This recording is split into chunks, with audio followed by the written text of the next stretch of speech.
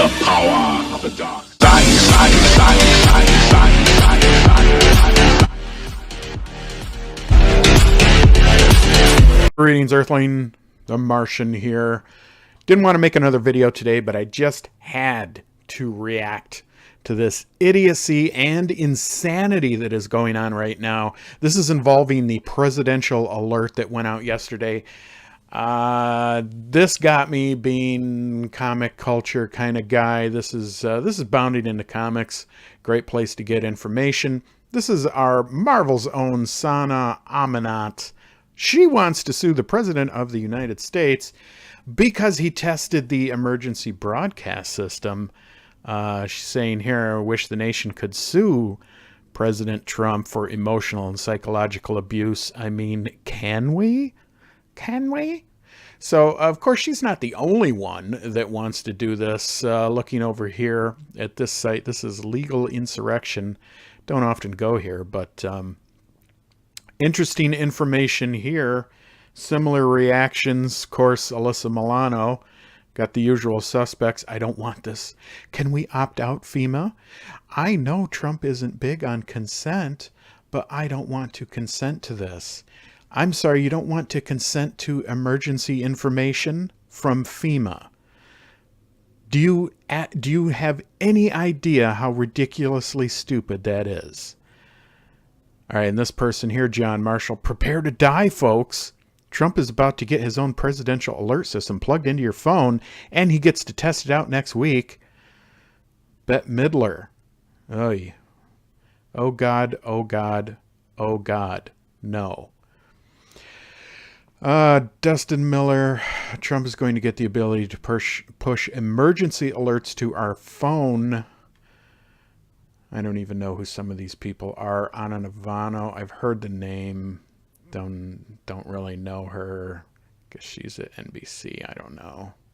God help us. So yeah, the idiocy goes on and on and on. Okay, so and it gets worse. Let's see. Where is the story here? This came out this morning, being reported by CBS News. Indeed, a lawsuit has been filed, seeks to stop FEMA's presidential alert system. Yeah, there it is, folks. Idiocy in print right there. Absolute insanity. So this is basically, you know, I don't know how to describe this. This is like not wanting to. This is basically, I don't know, you don't want to get Amber Alerts, you don't want to get emergency information from your governments. If there's you don't want to get weather alerts. This is basically what this is. No president is going to use this to come on and talk about political issues. This is ridiculous. And if Trump does this, yeah, he is a moron. This is not the kind of thing that you should be doing. And I just want to clue you guys all in. First off, to the fact of, let's go back to the story here on. Let's go back to, this is, was this Legal Insurrection here? First off, this was not initiated by President Trump. This was initiated back in 2011 by the Obama administration. They are the ones who proposed this and put it into practice. And the emergency alert system has been used 4 different times in the American history. I believe it was used during Watergate. And I think it was used a couple other times. Ironically, this was also used by President Obama. I don't know if a lot of people know this. It was not used by phones. It was it was a test that they did of a very old system. It was a very old emergency broadcast system.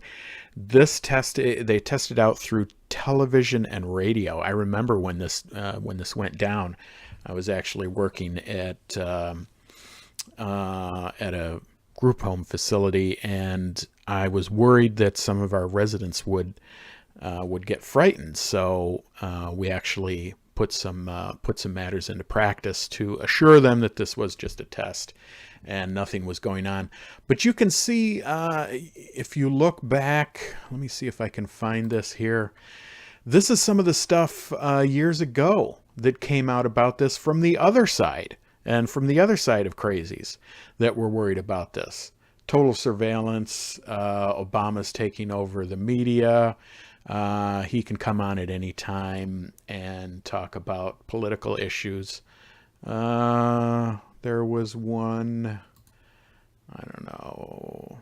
Yeah, so this is all, I remember when Fox talked about this, when Obama brought this up, they were worried. It was exactly the same thing. They were worried that the president was going to be able to come on and talk about political issues anytime he wanted to. He could come on the television and speak to the United States, and that there was nothing anyone could do.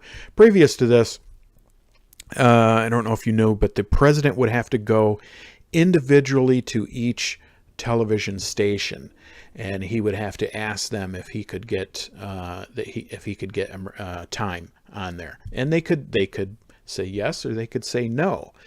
So being a libertarian, do I think this is overreach? No, not necessarily. The president and the national government should have a warning system, and it should be able to reach out and touch you, so to speak. I guess that's what Alyssa Milano was talking about. She didn't want to be touched, but this is information. This is information they're imparting to you. Now, if you don't want to hear it, if you don't want to see it, don't pay any attention to it. If you don't want to see that there's a missile attack coming, by all means, go back to Twitter. Go back to what you're doing. Go back to working on a failed comic book, and you can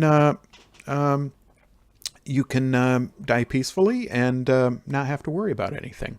That's about it. I just wanted to let everyone know this has been done several times before. This is not a big deal, but the idiocy of a lawsuit. Now this is definitely Alinsky era stuff. This is just to bury the government in lawsuits and red tape, and try to basically pad out the rest of their time, make them ineffectual, make them spend a lot of money, and then you can claim that the administration was buried in lawsuits when you are the one bringing the lawsuits. You can make them spend a lot of money, and then you can accuse them of having to spend money.